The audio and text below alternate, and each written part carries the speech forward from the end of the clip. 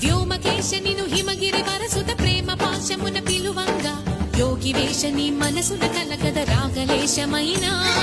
హే మహేశని భయద